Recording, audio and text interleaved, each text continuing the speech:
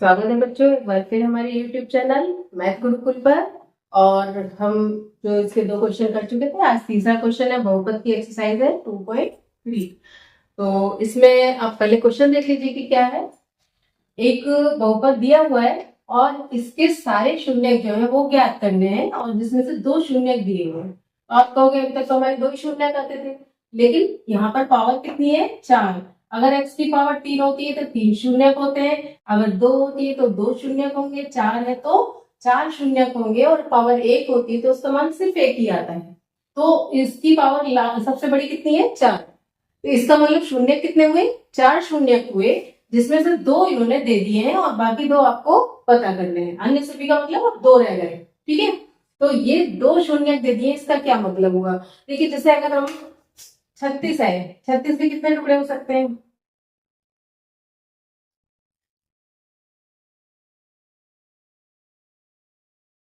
ठीक है, उसके बाद ये हो गया 1 आ गया, यानी 36 के टुकड़े आपके हुए 2 गुणा 2 गुणा 3 गुणा 3, 4 इसके अभाज्य गुणनखंड हो गए। ठीक है, तो अगर इसमें से 2 हमें दे दिए, मान लो ये वाला दे दिया और ये वाला दे दिया, ठीक है, तो इसका 2 जो गुणनखंड दे दिए, अगर हम इसको सॉल्व करें तो इसका आंसर कितना आया? 4।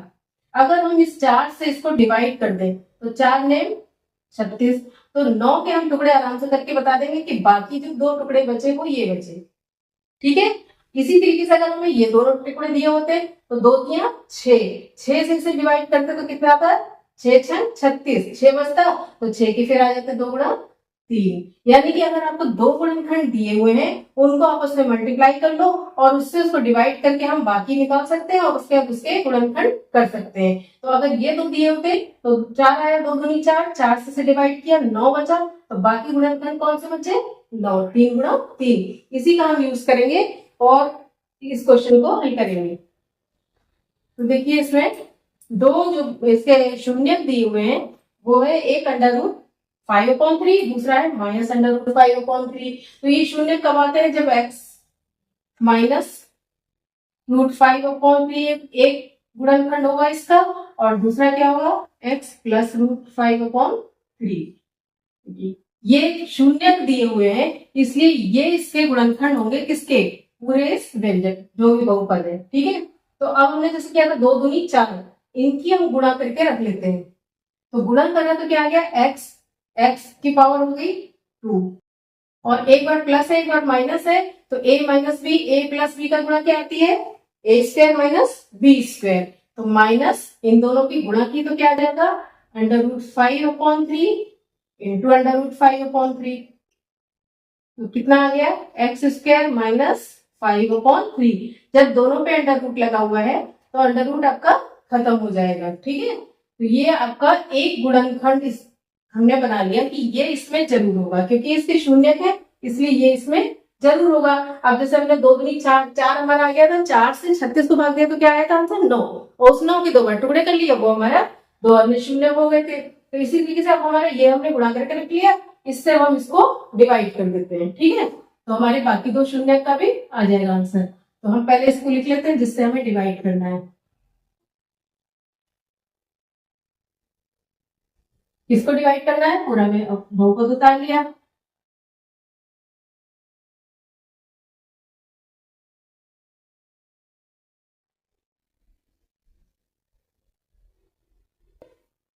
ठीक है बच्चों, डिवाइड करेंगे। देखिए, सबसे पहले यहां पर सेम लाने के लिए किससे मल्टीप्लाई करने पड़ेगा? 3 से। पहला तो आ गया 3, दूसरा ये x की पावर 2 है और यहाँ पे कितना है? 4, यानी x² लगाना पड़ेगा। तो हम इससे मल्टीप्लाई कर देते हैं। तो पहले इसकी से मल्टीप्लाई हुई तो 3, और स्क्वायर मिलके x की पावर 4। अब इसकी गुणा इससे भी करेंगे तो कहीं रख के कर लीजिए, 3x² और गुणा 5/3। तो देखिए 3 से 3 कट गया, कितना आया? 5x², और किसका आएगा? माइनस का। तो यहाँ पर रख लिया 5x²। ठीक है, अब इसको हमने क्या किया? घटा दिया, ये माइनस हो गया और ये प्लस हो गया, ये कट गया, यहां से उतार लिया 6x³। यहाँ पे क्या आएगा? ये प्लस का 5 है और ये माइनस का 2 है, तो कितना हो गया? प्लस का 3x²। बाकी ऐसे उतार लिए। 10x और -5। अब पहला बनाने के लिए किससे मल्टीप्लाई होगी, देखो यहाँ पर एक x कम है और साथ में 6 भी लगाना है, तो यहाँ पर हम क्या कर देंगे, प्लस का 6 और x, ठीक है।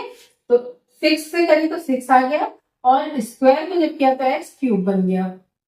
अब इससे मल्टीप्लाई करके देखिए क्या आएगा, 6x की 5/3 से, तो 3 दूनी 6 और कितना हो गया, 5 दूनी 10x। तो इसकी और इसकी गुणा क्या आ गई, माइनस का 10x। फिर इसको घटा दिया, घटाने पर ये माइनस हो गया, ये प्लस हो गया, देखिए ये कट गया और ये भी कट गया साथ में। क्या बचा यहाँ पर, 3x² और माइनस का 5। अब ये फिर से इसके बराबर लाने के लिए किससे मल्टीप्लाई करनी पड़ेगी, प्लस का 3 से, प्लस 3 से, ठीक है। 3 से मल्टीप्लाई किया तो ये तो बन गया 3x², और जब इसको करेंगे तो 3 से 3 कट के खाली का -5। देखो ये माइनस ये प्लस, देखो 0 तो बचना ही था क्योंकि ये इसके गुणनखंड है। लेकिन अब हमें पता चल गया कि बाकी जैसे हमारा 9 आया था, 4 से भाग देके 36 को 9 आया था, ऐसे इससे भाग देके हमारा ये आ गया। अब इसके दो गुणनखंड और हो जाएंगे तो 2 शून्य की हो गए और 2 इसके जो आएंगे पार्ट वो इसके शून्य हो जाएंगे, ठीक है बच्चों। यहां से मिटा के इसे गुणनखंड कर लेते हैं।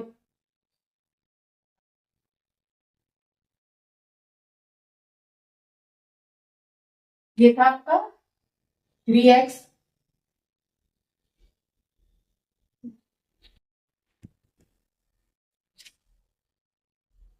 Square plus 6x plus 3। सबसे पहले 3 कॉमन ले लो, बाहर आ जाएगा, x² प्लस 3 दूनी 6 और प्लस 1। गुणनखंड आप आता ही करना, x² plus x plus x plus 1। 1 के 2 टुकड़े कर दिए, 1 1 जा 1 होता है और 1 1 2 होता है। ये 3 ऐसे चलता रहेगा। यहां से क्या कॉमन लिया, दोनों में x दिखाई दे रहा है तो x और x बाहर चला गया 1। यहाँ पे कुछ कॉमन नहीं है तो 1 कॉमन लिया, x प्लस 1, 1 कॉमन लेने पे वही हो जाता है। फिर ये ऐसे चलता रहेगा, ये पूरी ब्रैकेट बाहर ले ली, x प्लस 1 और दूसरा x प्लस 1, ठीक है बच्चों। एक बार यहाँ से रिवीजन कर लीजिए, ये डिवाइड करने के बाद ये जो आंसर आया है उसके अब हमें फैक्टर करने हैं, ठीक है। तो यहाँ से हमने 3 कॉमन ले लिया, अंदर ये बचा, फिर इसके फैक्टर हो गए ये आगे। तो अब हमारे जो ये जो 2 शून्य हैं कौन कौन से हो गए, या तो ये 0,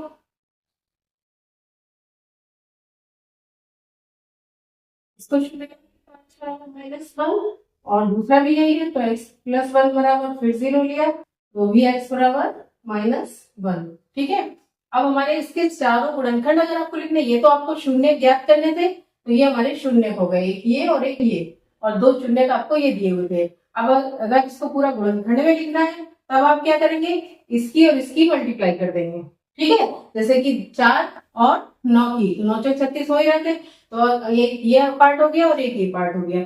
जब आप गुणा करेंगे तो देखिए एक पहला पार्ट तो था ये स्क्वायर -5/3 और दूसरा क्या था हमारा, ये आ गया था 3 इंटू x प्लस 1 और x प्लस 1। अगर ये भी पूछा जाता है आपसे कि इसके सारे गुणनखंड कर दीजिए तो ये गुणनखंड, तो 3 से इसको मल्टीप्लाई कर दो, ये 3 से तो कट जाएगा और यहाँ पर आ जाएगा 3x² -5, ये इस ब्रैकेट में गुणा हो गई इसकी, और ये दोनों ब्रैकेट हो गया x प्लस 1 और x प्लस 1। तो ये आपके सारे गुणनखंड में इसको आपने लिख दिया। तो अगर आपको सिर्फ शून्य ज्ञात करने तो आपके शून्य किया है, और अगर इसके फैक्टर भी पूछ रहे हैं तो आपके ये फैक्टर आ गए, ठीक है बच्चों, समझ आ गया। दोबारा रिवाइज कर लीजिए कि अन्य सभी शून्य ज्ञात करने हैं तो 4 पावर है तो इसकी पक्का हो रहा है कि 4 शून्य होने चाहिए। 2 उन्होंने दे रखे थे, उसको हमने आपस में गुणा करने के बाद ये फैक्टर आया, उससे इस पूरे को डिवाइड करके जो आया उसमें भी 2 फैक्टर होंगे क्योंकि 2 फैक्टर की गुणा ये थी, 2 फैक्टर की ये थी, इसको हमने फैक्टर कर दिए तो 2 शून्य किए आ गए और 2 शून्य के गुणनफल ये आ गया। अगर इसको गुणनफल में ही दिखाना है तो आप ऐसे कर सकते हैं, वरना यहाँ तक आंसर दे सकते हैं अगर सिर्फ शून्य ज्ञात करना है, ठीक है बच्चों। तो अगला क्वेश्चन आप कर रहे हैं, लास्ट ही है क्वेश्चन नंबर 4। पहले क्वेश्चन समझ लीजिए क्या कह रहे हैं। यदि एक बहुपद दिया हुआ है, इसको बहुपद gx से भाग दिया है, यानी जिससे कि हम किसी व्यंजक को किसी से भाग देते हैं तो दो चीजें आती है, एक भागफल आता है और एक शेषफल आता है। शेषफल शून्य भी आ सकता है और शेषफल भी कुछ बच भी सकता है। तो इन्होंने क्या, इसको हम किसी एक चीज से जो हमें अननोन है, पता नहीं है, उससे भाग दिया, तो उन्होंने बता दिया कि भागफल आपका ये है और शेषफल आपका ये है। ठीक है, तो आपको ये बताना है कि gx क्या था। जैसे अगर हम कहें कि 32 को, ठीक है, 9 से भाग दिया, कितना आएगा? 9 किया ज्यादा से ज्यादा कितनी वाले हो सकते हो?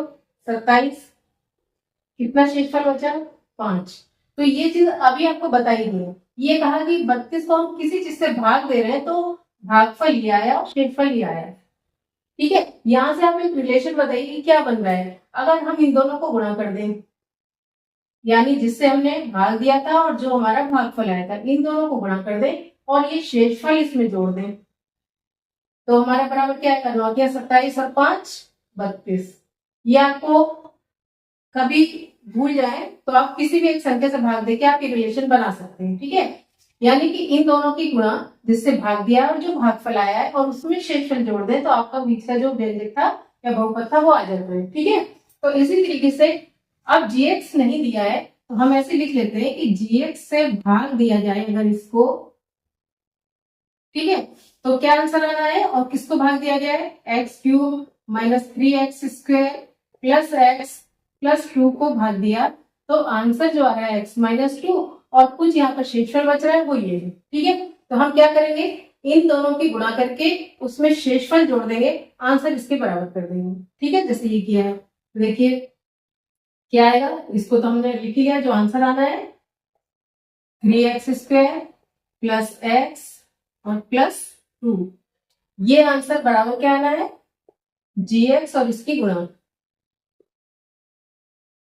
x माइनस 2, और इसमें क्या जोड़ दे? जो हमारा भागफल दिया था, भाग जो शेषफल, तो शेषफल हमारा यहाँ पर क्या है?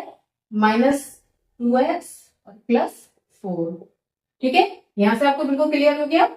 अब हम इसको इधर ले आते हैं, क्योंकि ये तो इसके साथ तो gx लगा हुआ है, तो ये प्लस में है तो ये पूरा ब्रैकेट इधर आएगी तो माइनस हो जाएगा, तो ये हो गया x³ minus 3x² plus x plus 2, और प्लस की जगह ये माइनस लग गया, पूरी ब्रैकेट आ गई, -2x प्लस 4 बराबर क्या हो गया आपका? gx into x minus 2। ठीक है, अब ब्रैकेट खोल दीजिए,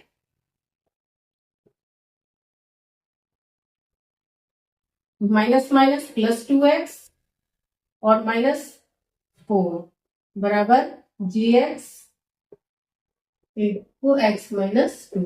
यहाँ कुछ सॉल्व हो रहा है? देखिए ये तो ऐसे है, स्क्वायर तो है ही नहीं, और ये कितना हो गया? प्लस का कितना हो गया?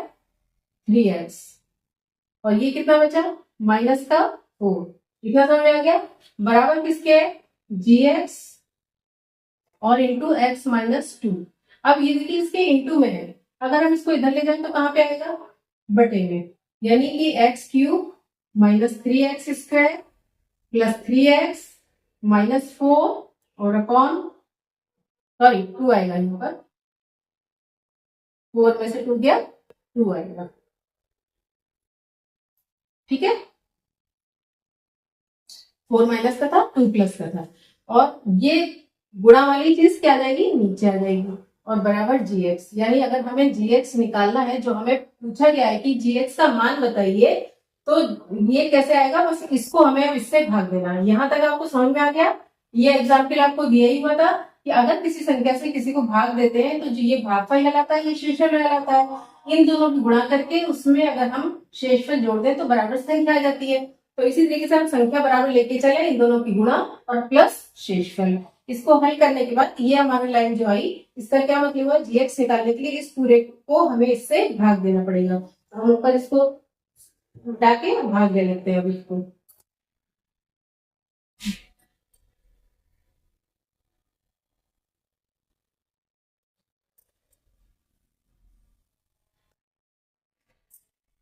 देखिए ध्यान रखिए, ये किसी भी संख्या से आप निकाल सकते हैं फॉर्मूला। तो हमें किससे भाग देना है? और x माइनस 2 से।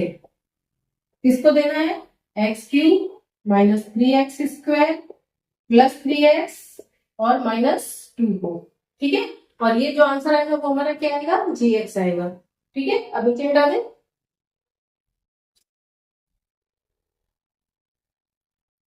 अब यहाँ पे एक्स क्यूब लाने के लिए किससे को मल्टीप्लाई करनी पड़ेगी, एक्स स्क्वायर से, क्योंकि यहाँ पर एक है और दो और पावर हो गई, मिलके हो गई 3 एक्स क्यूब। अब इसकी गुणा इससे भी कर दीजिए, तो माइनस का कितना आएगा 2 और एक्स स्क्वायर, ये घटाएंगे। अब ध्यान रखिए निशान चेंज हो जाते हैं, ये कैंसिल हो गया। ये कितना बचा, माइनस का कितना हुआ, 3 में से 2 गया, 1 x square plus 3x minus 2। अब इसे किससे गुणा करेंगे, माइनस एक्स से, तभी तो ये सेम आ जाएगा। तो x और 1 x मिलकर एक्स स्क्वायर और माइनस प्लस गुणा माइनस। अब ये माइनस और माइनस कितने हो गए, प्लस 2x, ठीक है। फिर इसका माइनस का प्लस हो गया, प्लस का माइनस, ये कट गया, 3 में से 2 गया, 1x, किसका बचेगा, प्लस का, और माइनस 2, ये वाला उतार लिया। अब देखो ये पूरा सेम है, किसको गुणा करके वही आता है, 1 से गुणा करके वही रहती है चीज, तो प्लस 1 से मल्टीप्लाई कर दिया, तो हो गया x माइनस 2, ये माइनस ये प्लस कट गया, ये हो गया शेषफल 0। ये जो हमारा आया ये क्या चीज है, ये ही gx है। तो आंसर आपके लिखेंगे gx बराबर x square minus x plus 1, ठीक है बच्चों, यही आपका आंसर हो गया। समझ में आ गया, कोई परेशानी तो नहीं। अगली वीडियो में अगला चैप्टर शुरू करेंगे, और उसके लिए आपको क्या करना है, चैनल को सब्सक्राइब करना है और हमारी वीडियो को लाइक एंड शेयर करना है।